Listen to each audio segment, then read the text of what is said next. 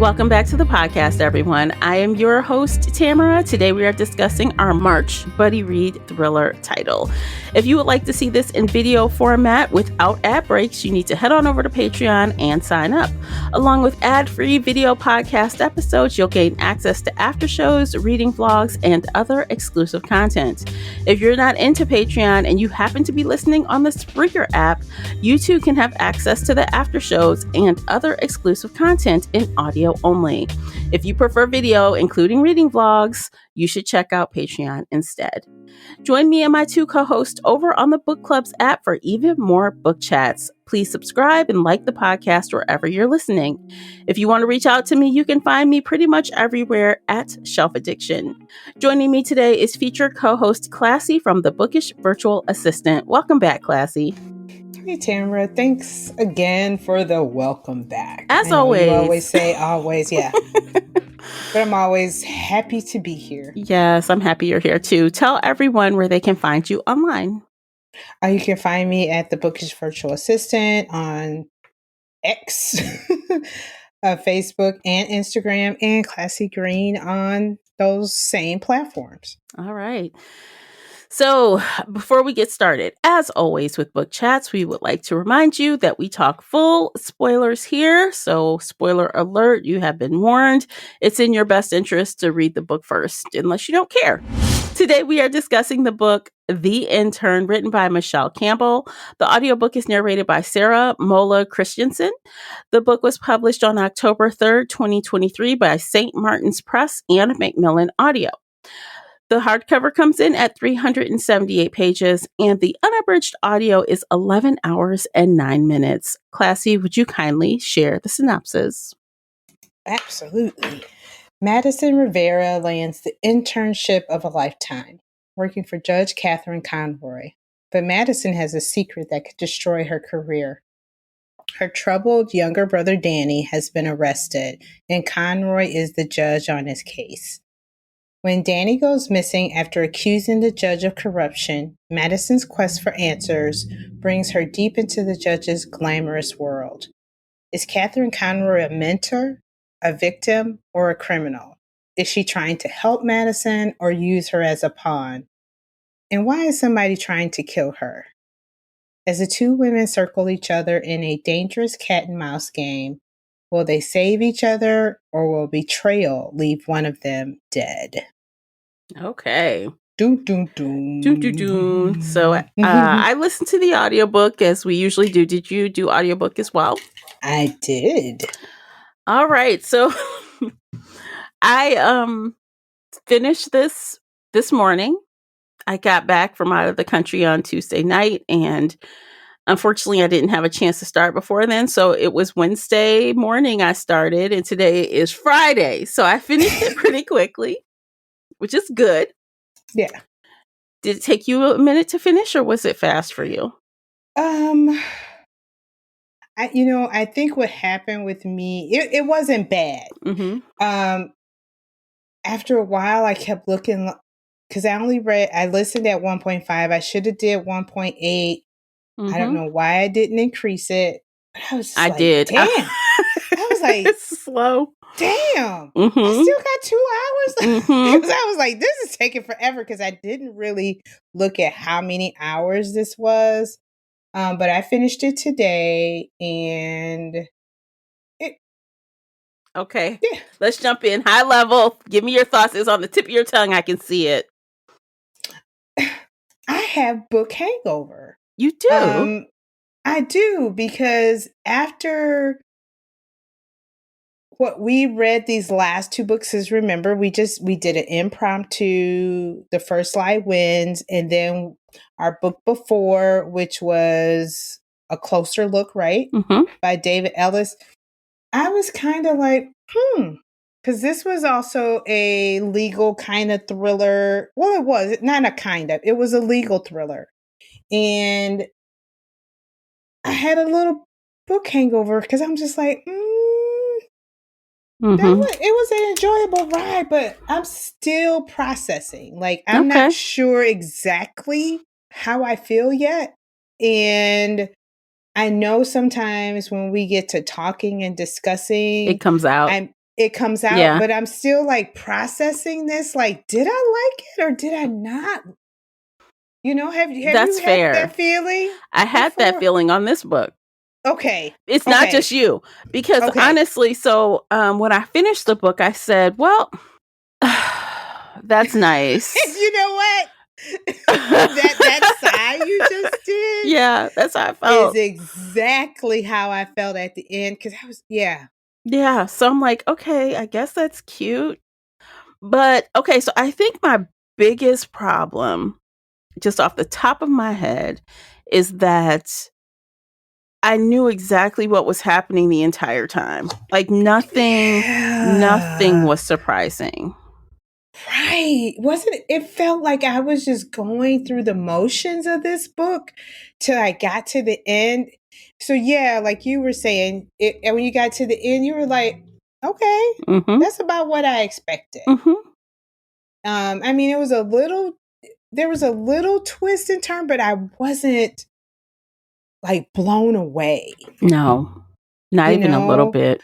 Um, so I mean, and I guess I can preface this with, because I did a little research, on the book too after reading it, Okay. because Michelle usually does more psychological thriller, Mhm. suspense kind of, and this is a legal thriller. Mhm. Come to find out, and I think we knew this before, but it's been a while since we read a Michelle. Well, we've done a buddy read of Michelle Campbell. Right. She's a former prosecutor. Yes. She's a lawyer.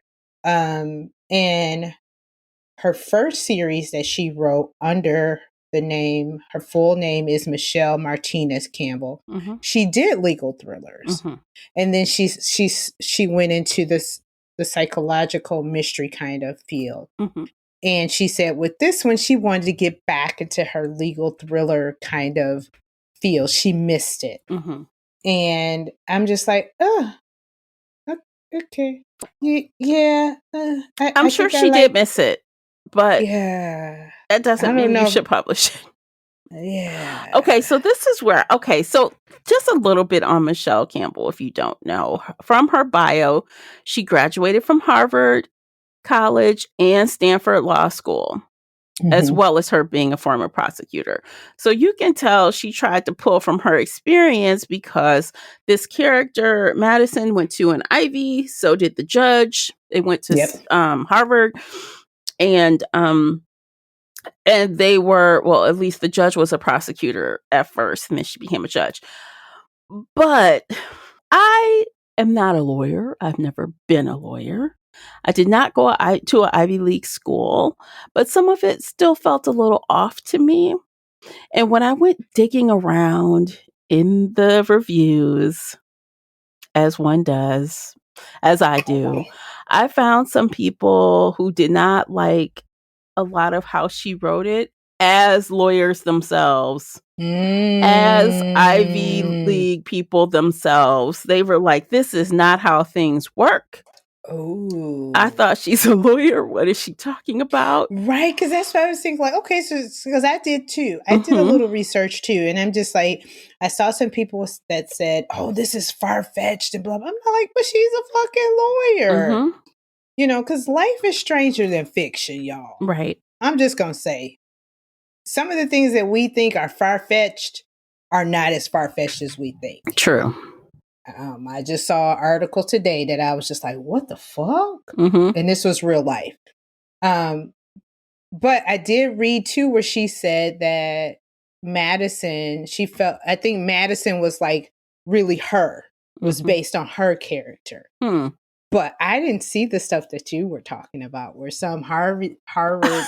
I'm gonna Wow. quote Come on, one. I'm gonna spill the quote it. tea.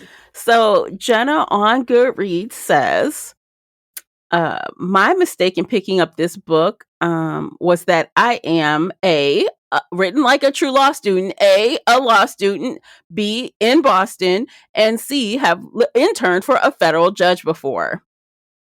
Based on my experiences, this was too much suspension of disbelief and too many incorrect facts about the layout or vernacular of Boston, but also the federal judiciary and how it works. for me to enjoy this book. And you know what? And all of this is too, like, of everybody's different viewpoints. Mm-hmm. Because she too was a Ivy League Mm-hmm. law person. But you also wonder when it comes time to writing, Mm-hmm. how much do they have to what am I trying to say? To kind of fabricate to make it sound more interesting. Because I also found Madison to be fucking annoying. She was. Okay, I'm gonna start. She annoyed the fuck out of me. She was smart, but it was like she was a crybaby. I'm like, what is she doing? What is she talking about? Like, what? Because I'm like, you're so smart, but you're dumb. Dumb? She is dumb. She got 0 street smarts. 0. Because I'm like, how do you lie? I get impressing, but you say, yeah, I'm an only child too. Mm-hmm. To network, to get ahead. And I was just like, some of this stuff was just... It seems out of character for that character. She was supposed to be so straight and narrow. Then she just lets a lie just slide out of her mouth like that. Like, that doesn't seem... right. And to be in that field. You know what I mean? Like, with me... I can see that happening because I'm not a law student. Mm-hmm. I'm not on the top of my level where I'm studying law cases. And when the judge or whoever, my professor, asks me questions, I'm on top of my shit. Right. You know what I mean? Exactly. You can ask me and I'd be like, yep, uh-huh. And I'd be like, oh, shit, oops. I just fucked up. Right. You know what I mean? Right. But that was one of the things that she annoyed me with. And I'm just like, how can you be that bright and then slip up that easily with, that simple lie of saying you were an only child, knowing that could probably come back and bite you in the ass big time. And I mean, not only that, but before that, to me, it became really annoying for me almost immediately right out the gate. She goes with her mother to see her brother. Oh my God. And her brother is trying to tell them what happened. And she's delulu. Like, no, not that. No, not her. Not the judge. She would never. She is my role model. You're lying, basically. Like, right. Corruption is rampant. She act like it's not. She's like, everybody is above board. No one would do that.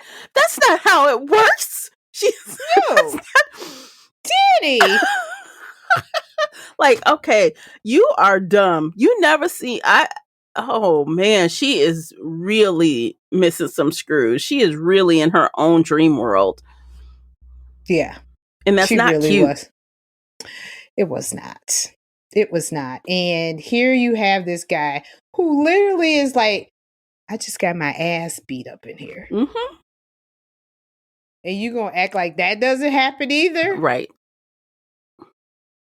Like, I just beat myself up for fun. Oh my God. He told me to confess. Why would you just confess? He didn't think he had a choice. He's a little brown man. Yeah. He is a Puerto Rican fella. He is not white. You know this shit happens. Mm-hmm. Madeline or Madison or whatever. Madison. Yeah. Come on, ma'am. Which was weird. I almost would have preferred Madison to be fully aware of how effed up things are and to have tackled that in a more direct manner, like her mother wanted. I think I would have liked that more out of the character, for her to intend to try to get a job to get close to the judge. Yeah.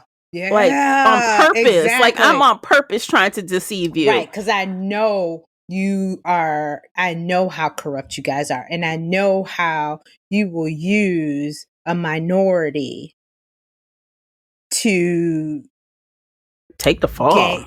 Yes. To take the fall for what you're doing. Yeah. Because that's at first what I thought they were, what was happening. Like, oh, here they found a pansy, which they did. But like you were saying, if it would have came off like that, like, yeah, okay. Yeah. I'm going to take this job just so I can find out how corrupt, what the fuck you guys are doing to my little brother. Yeah. And instead she's like, oh, I just want to get this job and maybe I can ask some questions, but it's probably. And my mentor that I've been loving since I was in high school, and she gave this beautiful speech. Mm-hmm. Like, she waited for the judge to prove her wrong instead of her being suspicious of the judge. The judge had to prove her wrong. Like, she wholeheartedly did not think that woman did anything crazy all the way up until she was. I'm like, did she drug you? She darn near pulled the fucking gun on her. And then she was like, she like, what? Are you gonna pull the gun on me? Yes, bitch. Yes. I don't know. I saw you had gone to the FBI. You were talking to the feds. Yeah. All this time, she is still putting this woman on a pedestal, even though she knew that she was being used. She knew because, hello, you got this creepy cop, dirty cop sneaking around outside. You got somebody following you. You got she knew. She found photos, evidence, and she's still trying to give her money in the toilet. Right. You're snooping. Anytime you have to go research, what did she research? How to hide evidence or something? And she goes and looks in the toilet and there's wads of money. The very first time she goes to the judge's house, they go out to dinner. She's drinking sake. I'm like, is she drunk or did she drug her? At first, I couldn't tell what was going on. Right. They get to the judge's house. She's like, hey, can you scooch down in the chair so no one can see you? They go in. She's serving her up some wine. She's getting kind of tipsy. And I'm like, wait, something is wrong? You don't think anything is wrong with this? What is happening? Right. And all that security, and she's looking over her shoulder. And I'm just like, And all of a sudden, you want me to watch the fucking cat? Ding, ding, ding, ding, ding. Red flag. For $1,000 a weekend? Red flag. And oh, by the way, don't open the door for anybody. Red flag. I'm about to Reese-a-Tisa this. Yeah. What is it? The American Nation or whatever she called it, red flags? Red flags. Yeah. I'm just like, all over the place. Warning. For a cat. All over the place, one after another. And she just kept on. And that was so irritating to me. Yeah. And for you to be that darn smart and not just that, a law student. You know what I mean? Like, this is what you look for this shit. Mm-hmm. You are looking for indiscrepancies. Yeah. And I think that's where the author made a big mistake with the character. Yeah. She could have written that completely different, and we could have had so much respect for Madison for her trying to do the right thing instead of her being such a pushover. Yeah. Yeah. Even to the very end, end, she is still. I know. I'm not jumping in no river for you in the ice. Don't, girl. Bet you crazy. I'm not jumping down. Flag that. Bookmark that, because that was one of my things too. I was just like, what the fuck? Right. I'm not letting your half brother shoot at me. Get out of here.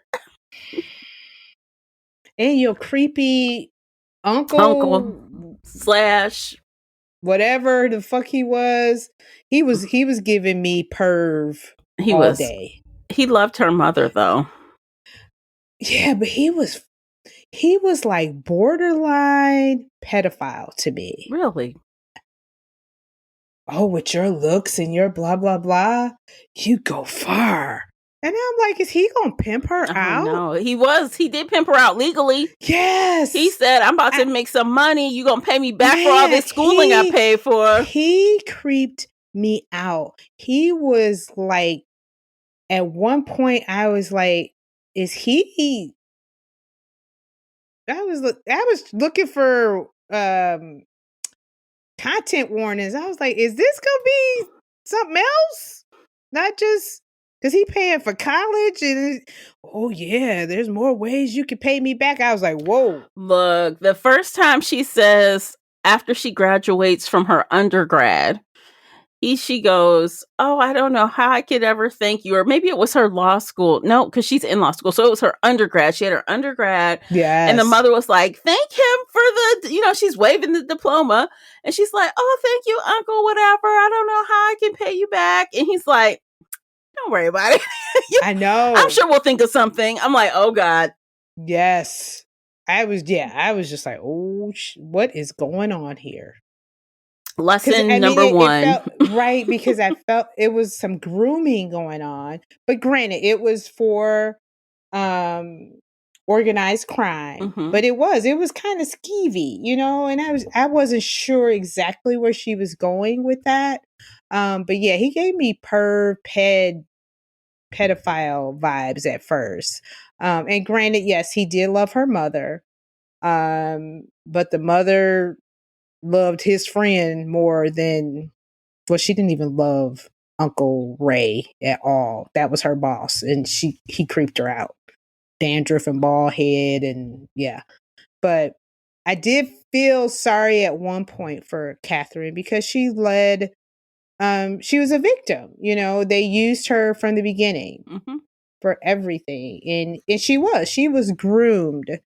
Ray found an opportunity where, hey, if I, convince her to work in the law field and with her, like he kept Because he saying, was a with your lawyer. He looks, was a crooked yeah, lawyer. yes. And he kept saying, with your looks and blah, blah, blah. Basically, we could go far, girl. Yeah, we're going beyond this. Well, look, Yes. first off, he pretty much, now here is also Catherine being a little naive. She's like, I'm so good at what I do. I became a judge. He like, little girl, you had help. You had help. People in high I places greased got you here. palms. We paid money and they want their return on their investment. Yeah, you smart and all, But not that's, but he said a lot of people are smart. What makes you so special? basically, yeah.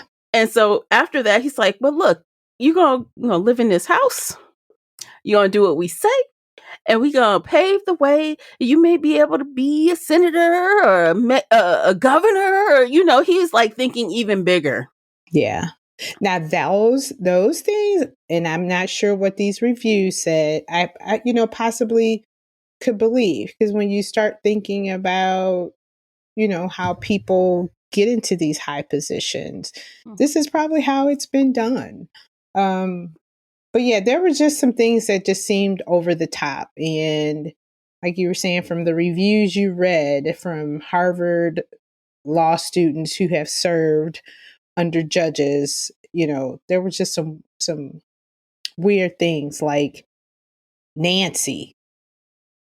So Nancy, let's talk about Nancy. So from the very beginning, I knew something was off with Nancy. I'm Yeah, like, why is she a like pivotal. watching her? I mean, like not even watching her, but why is she so protective of her? Yeah, That's what it came across as early on. right. We have to watch because there was a mole, like she seemed like she was that way. And then I didn't even connect the dots that Nancy was also her stepmother, Stepmom. Yeah, I didn't either. her evil stepmother. Yeah, yeah, I didn't either. Like, well, it wasn't revealed Until she um said no. Was it her wedding when they came up to her, or was it, no, it was someone's funeral. What was that it? we realized who Nancy was. Yeah, because remember they were standing, I don't know if it was a funeral or something, but they came up to her. Well, Uncle Ray came up to her and he's like, look, you've been fighting this and now they think that I've been coddling you and you have new handlers. Remember that scene? I don't remember what event it was. Oh, it was her mother's fake funeral. It was her mother's fake funeral because he said, look, you lost your husband, you went off to take care of your mother, time to get Yeah, back to work. yeah, And she was like, I refuse. And then he said, look, basically your half brother and your stepmother, your new handlers. And she was like, please no. yeah. Because she's like, she'll kill Matthew in a minute, basically. Because she didn't. Yeah, whew. Yeah. Now that was the one twist that I did not see at all coming. Even when Madison had broken to Nancy's office and the connections, and she was talking to Chris Wallace, I still didn't get it. And I was just like, why are they so freaking close? That was his mom. Yeah. But yeah, this story was I mean, it gave me, at first it was like, okay, I'm getting some How to Get Away with Murder vibes. I don't know if you remember seeing the movie The Departed. Do you remember that movie? Kind of, but it's been a really long time. Yeah, I think it was like early 2000s with I think Leonardo DiCaprio was in there, and Jack Nicholson, and God, it was somebody else in there. Crooked Cop, Irish, it had that kind of vibe. And at first I was like, okay, but then it just started getting wonky, and like I said, I had book hangover after going through a closer look. And then the one book we had, I'm just like, something is, like after you read a good one, you're just like, maybe if I read this first, I don't know. Maybe I'd had a different viewpoint. But after reading David Ellis's book, this one is, I'm just like, there's a clear line of what's better. Yeah. And that's how I felt when I was done with this. I was like, I'm still like trying to figure out. I was disappointed. I expected more. Yeah. And then at the end, like all of a sudden Madison is this great swimmer. I'm like, when the fuck did she become a good swimmer? None of this was mentioned. I'm trying to remember. I think they mentioned her being on the swim team like in high school or something. Oh, you know what? Because you're right. Because it was in passing. Yes, because I think she had to have certain extracurricular activities on her college applications. Resume. Yeah, to get into her. You're right. But I'm just like, really? She gonna jump in the water with this suit and basically in the cold water. She's so confident. And then when she gets up there, she like, I don't know, this is a good idea. And then she had no choice because people started shooting at her. She like, oh. That's funny. I'm like, you gotta be kidding me. It really was. It really was. Because it was at a point where I was and I was like, I had to rewind like, am I listening? No, you're right. That's just yep. Am I hearing this right? She is putting on a wetsuit under this freaking Burberry jacket to jump in the water. She had to because it's sub-zero. It's winter time. Yeah. But I'm just like, come on, y'all. This sounds crazy. This is how we end this book. It sounds crazy. Is this how we go out? Yeah, that's how they. Yep. Yeah. So okay, let's take a quick break because I have comments. Let's do this. I have more comments coming. We're gonna kick it off with I have words about this title. So in the meantime, let's take a quick break. You guys, by listening to the commercials, you are supporting the podcast. Don't forget to check out the book review journal available right now on Amazon, and we'll be right back. Today's episode is brought to you by the Shelf Addiction merch store. Check out all the bookish t-shirts, notebooks, mugs, and more. Don't miss out on these original designs, perfect for any book nerd. Support the podcast and visit shelfaddiction.com/merch and pick up your next favorite bookish item.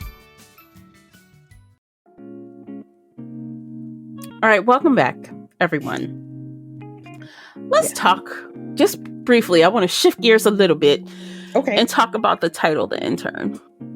Okay. To me, when it was all said and done, I was more interested in Catherine's backstory, and because we got more about Catherine. We got the judge's present and past. We had to understand her past to understand where she is now.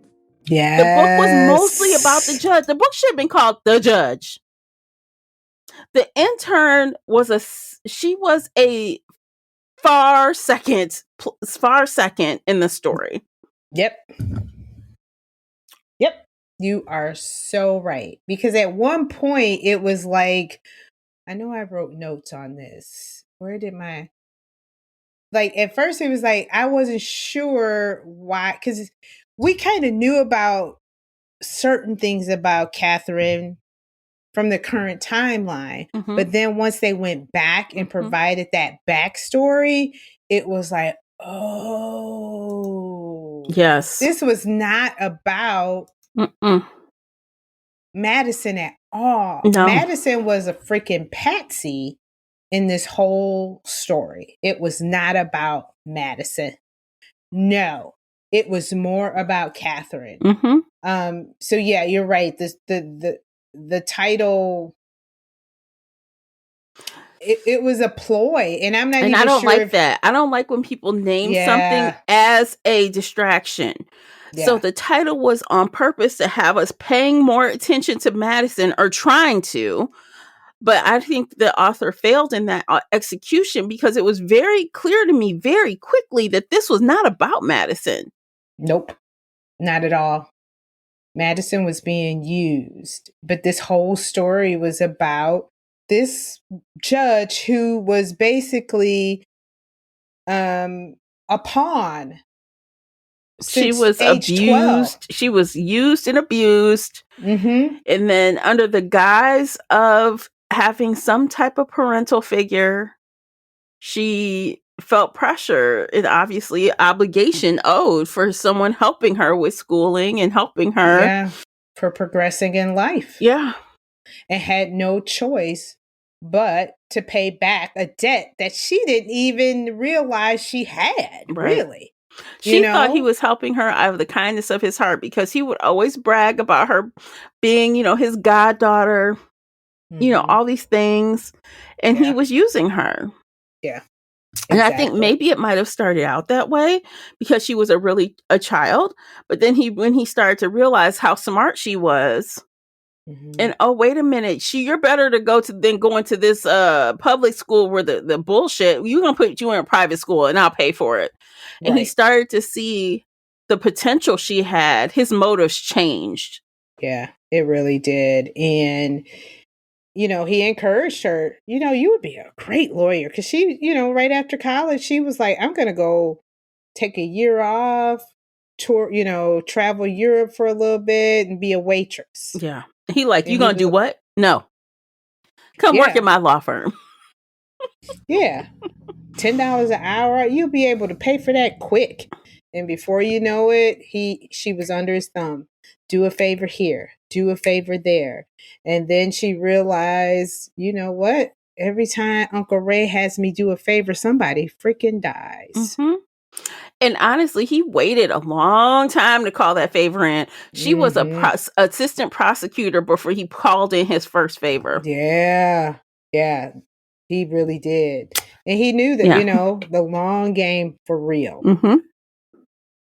Just give me a little information. Just this. That's all. And she was, she felt guilty. Like, hey, this man paid for my college. You know how expensive that was? Blah, blah. And he knew that. Yeah, he did. Yeah. And he took advantage of that. And it's like she was the only person. And I think she was a little bit naive, like Madison, in that way. Yeah. Because she knew when she was working for his law firm, stuff isn't quite above board here. Something is not right. Look at all these gangsters coming in here. She knew. Yeah. Right. Because when she was listening to all those tapes and stuff for the one law firm, she was like, I already know these guys go on walks when they do their talk. You will not find them in the restaurant. No. So she knew, but I think she was just so, like I said, naive. She really thought, oh, my Uncle Ray would never try to harm me, until he did. Yeah. And that's where the similarities now, between her and Madison, she did see a lot of herself in Madison. Mm-hmm. But I did at one point, I was a little confused, because at first it was like she pulled Madison into this knowing she was going to use her as a ploy. But then as the story went on, it was kind of like, well, you weren't sure. Did she use her as a ploy? Because she didn't really know about Danny until I think Wallace mentioned it. So it was, it was an ulterior motive for her as well. But then it got convoluted with, oh, but you lied. Your brother Yeah. is, and that Yeah. was, I think, the little part too. Like, it wasn't cohesive with that Mhm. part because it was like you brought her in to kind of be, because she looked like you Mhm. except for the red hair, and you were Mhm. going to use her Mhm. so you could basically kind of get to your mom and your daughter, Yeah. right? But then all of a sudden, she had a backstory. Right. So I was just, at one point, I was just like, what the heck is going on? Yeah, I think she originally thought, and they did have similar backstories, right? They did. They had a hard time growing up. They didn't have everything. Weren't given anything. They're both smart and capable from the outside. They had a Yeah. similar. And of course, she was also probably flattered by the fact that Madison saw her speak at the same private school and Yeah. was so encouraged to be a lawyer because of her. So I Yeah. think she thought, hey, this little silly intern, she's going to be my Patsy, like you said. She's going to slink around this house so I can make moves and no one thinks Any I'm different. That right. I'm gone. That I'm still here. Yeah, I don't think she had any further plans for her at that point until it was revealed to her, hey, your intern lied. She probably is a mole. Right, like Olivia. Yeah. And that was the other thing too about this story, the pacing of it. Like it was slow. Mm-hmm. It was slow. It did not get, the pace didn't pick up for me until like the 40, and I wrote it down. I think I was like at 44%. Mm-hmm. And that was when Madison had called, aka Uncle Ray, to find out about her brother who had gone missing. Mm-hmm. And he was like, who is this? Blah, blah, blah. And he's like, whatever, Olivia, which was the intern that was fired. And I was like, ooh. Mm-hmm. Then it started picking up for me. But I was like, this is fucking 44%. Yeah, it took quite a bit to get going. And even once it did, I felt like the pace could have been a little faster even then. Yeah. Yeah. I zoned out a few times. Oh, I was just like, I did. I was just like, okay. Oh, okay. Mm-hmm. Oh, all right. Mm-hmm. It wasn't, and I've read some reviews too, like, oh, this was fast paced. What a ride. And I was like, did we read the same book? Did we listen to the same performance? Yeah, because there was some low moments in this book for me. I think the book was a little too long for what it was.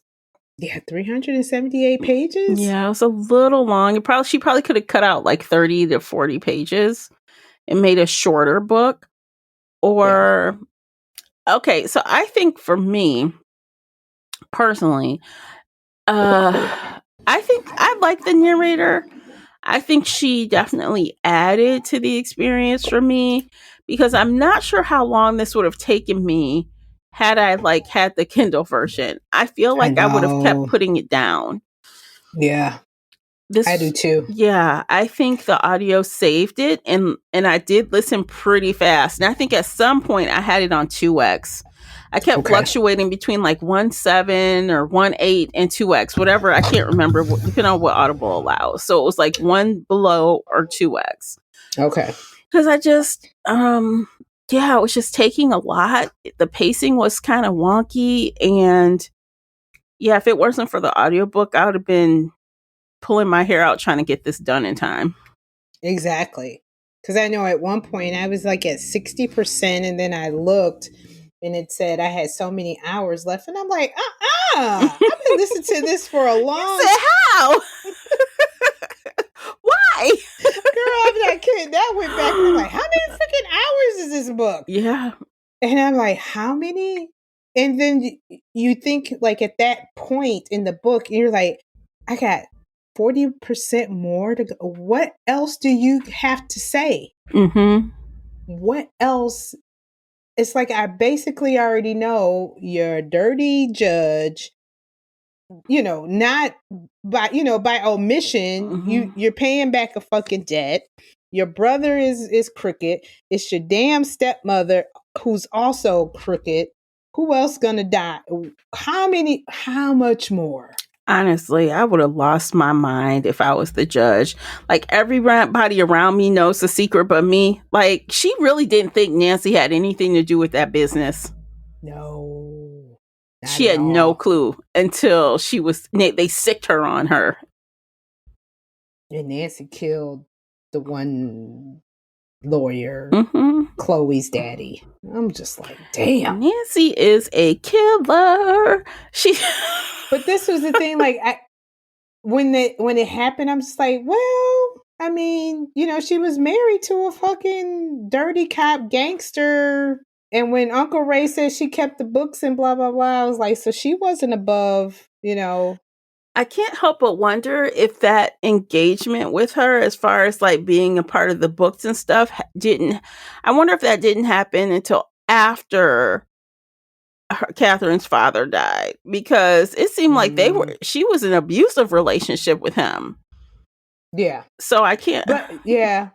But you know what, though? In those type of relationships, regardless of how the abuse goes, you're still, like, if you're told to do certain things, I think you still, even with abuse, because he said she kept the books. Mm-hmm. She was always a part of the business. Didn't Uncle Ray say that? Yeah, she was always a part of the business. She kept the books. So regardless of how abusive he was to her, she still did what she needed to do. Because, I mean, he slapped her around. Eddie slapped her around. But Catherine was still there. You know what I mean? Like, yeah. So regardless of how she felt, like he said, I pay the bills in here. I pay the mortgage. I do this, this, and that. Right? Did he tell her that? He did. He did. So when you think about those times and then that kind of relationship, it was either you do what I say or leave. And if she didn't have any other alternatives, she's taking care of the books. Honestly, and that's why I think she treated Catherine so badly, is because she couldn't take out her frustration anywhere else but on her. Yep. Exactly. I can't beat Ray's ass or Eddie's ass. Mm-hmm. So I'm going to treat her like shit. Mm-hmm. Yeah. Which is crazy. That is but those wild. Were the times. So, but if you think about it, there's a lot of evil stepmothers out there. It ain't nothing new. Yeah. Ain't nothing new. That's true. And I mean, you think about it too, like, and I granted that girl had nothing to do with how she got here. But that was Nancy's way, or whatever the fuck her name was at the time, her way of getting back at her husband. Yeah. I'll just treat his child like a piece of shit. He didn't even do anything about it. Her husband. Yeah, and then to have her husband killed.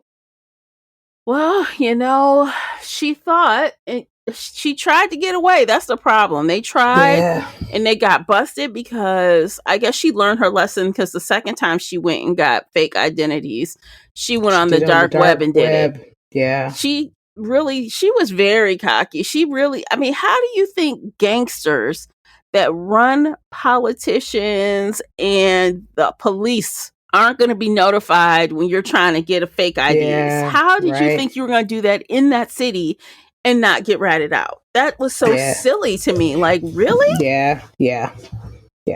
You think you are stronger than the mob? Organized crime. Yeah, because, well, I'm a judge. So? Judge? Your ass kill you and your husband.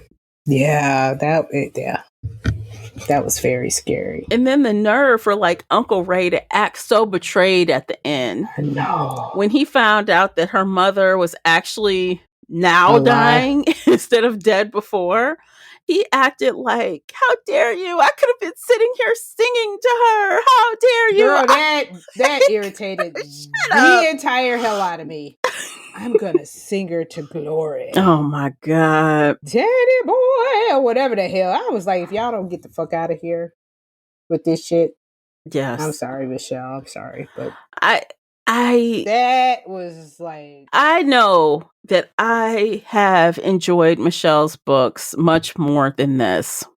Yeah. I'm not sure if I really like the legal thriller side of her. I don't think so. Yeah, I'll go back with her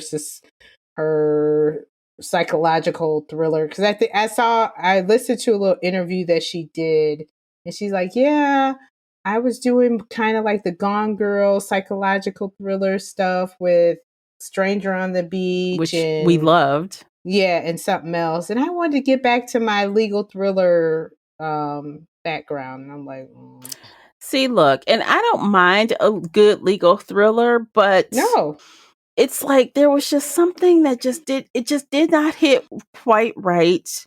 I feel like if you're gonna, it's like that phrase, in for a penny, in for a pound. Like if you're gonna do it, like go all the way off the rails and make it so drama and suspenseful.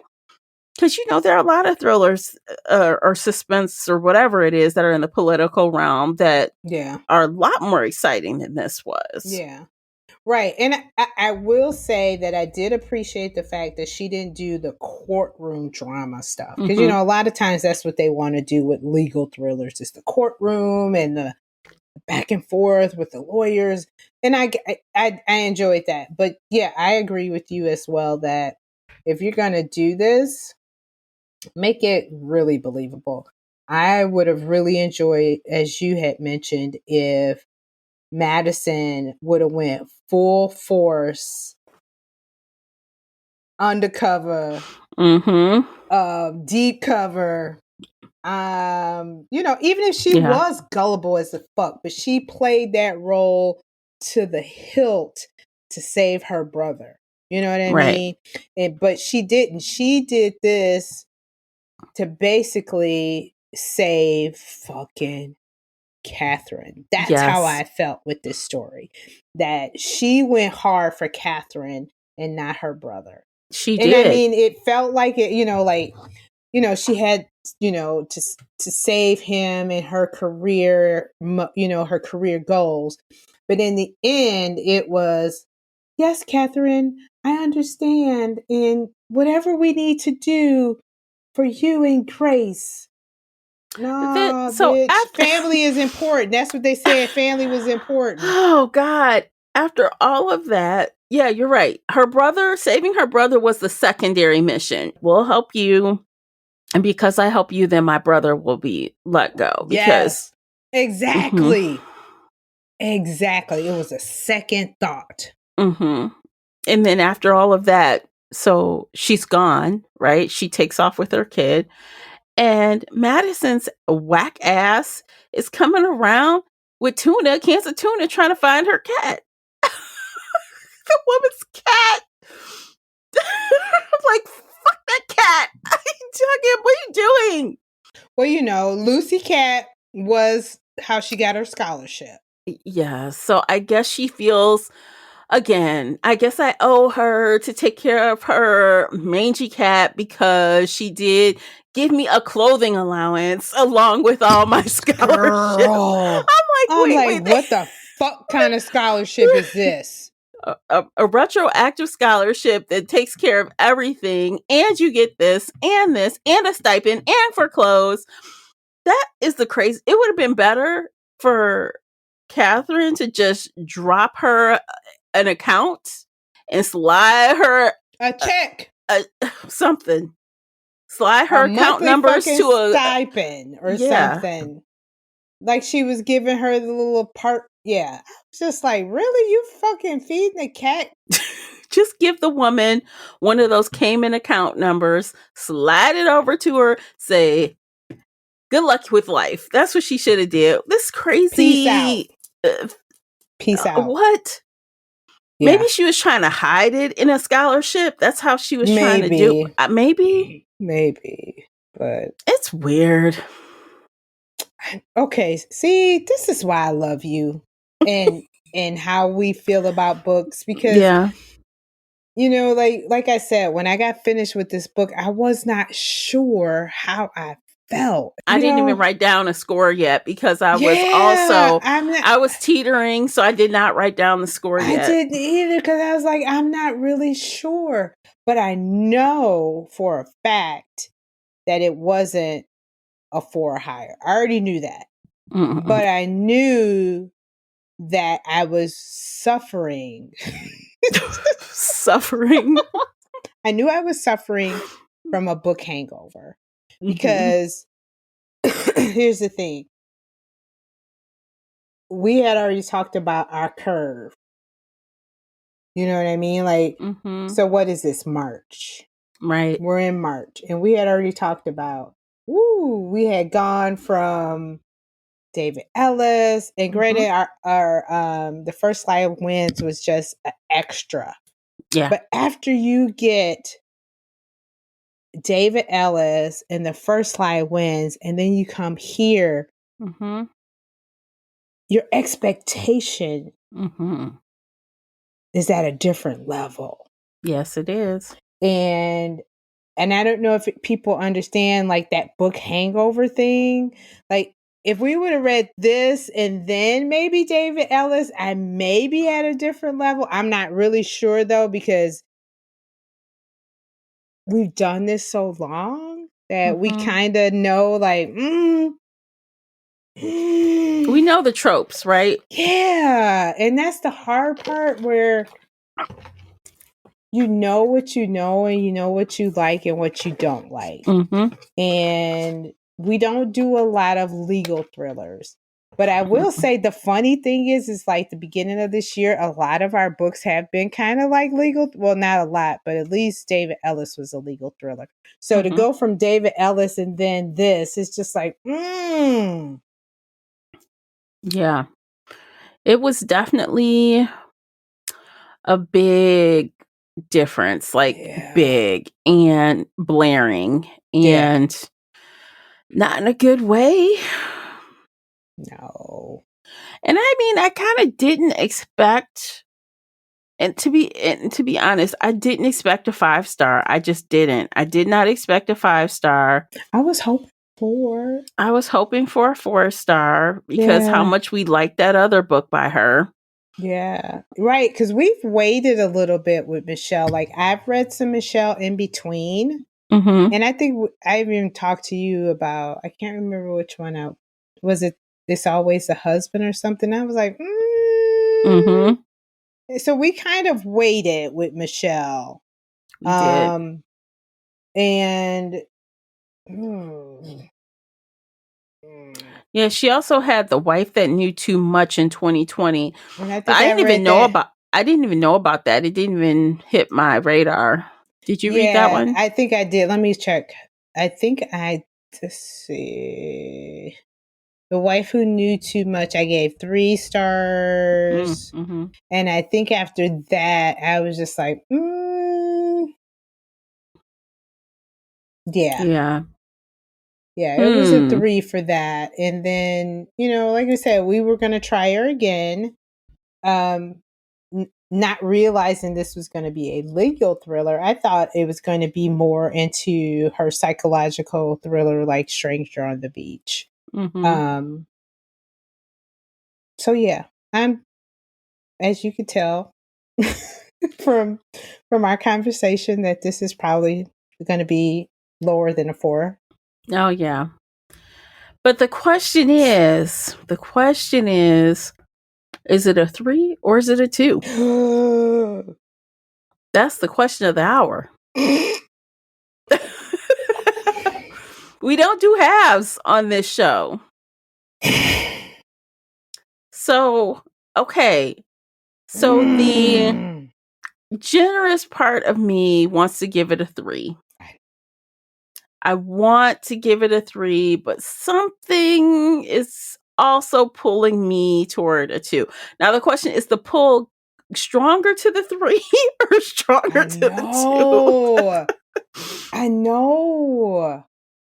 And I don't know if it's because I just finished it today and it hasn't settled in me. This is the funny part about this. We've done this before where we've talked through through a whole session, and then by the end, I still don't know. And to me, that's bad that I don't know. Shit. Because honestly, for me, my instant my instant reaction a lot of the times is higher than after I think about it. After I think about it more, it drops. Yeah. It rarely gets better after I think about it. Yeah. That's why I said shit. Because there are so many times after we've kind of talked this through and you're just like, you know what? After talking about this, I think my score has gone up. Mm-hmm. And this one, I can't definitively say it's increased. Yeah. It really hasn't. I'm just it's meh.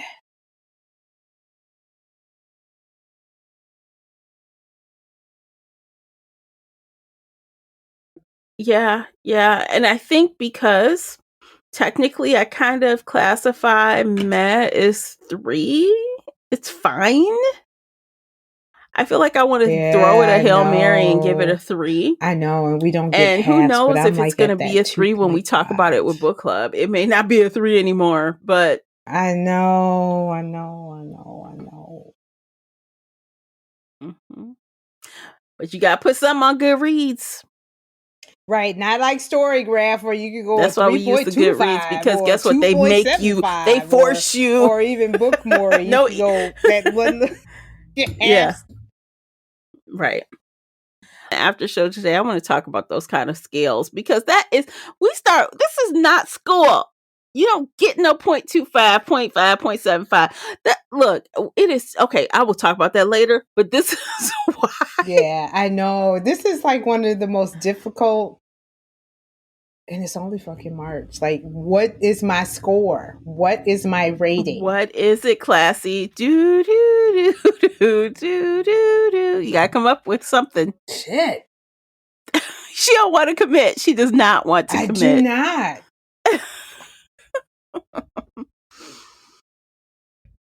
Damn. We'll give it a temporary score and then reevaluate at book club if you need. Okay, I'm gonna give it a 3 because it wasn't horrible, but damn, but there was some problematic things for me that I just did not like. Yeah, and I same. think this is the bad part is like I like her as an author for the other thing, and I have to separate. I'm just rating this book. Okay, I'm gonna give it a 3 right now, but I really think I'm gonna give it a 2. Yeah, I don't blame you. Yeah, it's just missing the draw in. It's missing, like we said, it needs more oomph. It needs a bigger surprise. Yeah, the stepmother was a twist, but I wasn't like dun dun dun. I wasn't like OMG. Yeah, it wasn't. Because there was only 3 possible suspects that could have killed Mr. Kessler. You know what I mean? Yeah. Now, if it was freaking Madison, I'd be like, what the But, we only knew it could have only been Ray, Wallace, or Nancy. Basically, at that point. They were the 3 bad ones. Yeah, there wasn't any really big twist or plot. There wasn't. No. And the author had Catherine trying to imply that Ray was the head. He was just trying to say it was someone else so he could get out of being the bad guy. Yeah. But because we never heard who was the head, it was never more than these 3. It seemed like these 3 were pulling the chain. Yeah. And if you want to talk about twist, I know hearing that Catherine had a baby was supposed to be another twist. Yeah, but that didn't even faze me. It was flat. It was flat. Was so flat. So flat. Yeah, it did. I was just like, oh, okay, she had a baby. She was pregnant. Yeah. It did nothing, left my jaw dropping. Nothing. I was not floored at all. Yikes. No. Okay. So, that's our rating, y'all. Let us know. Do you have anything else on this book? No. Okay. So, we're going to probably cover what we're reading next in the after show because we want to just solidify that. So if you're curious to know what we're reading next right now, right this very second, hop on over to the after show and find out.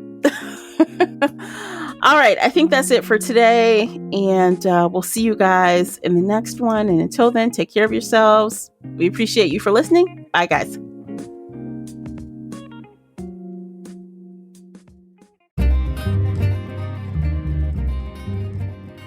Did you enjoy today's episode? If so, please head over to Apple Podcast or Spotify and leave a positive 5-star review.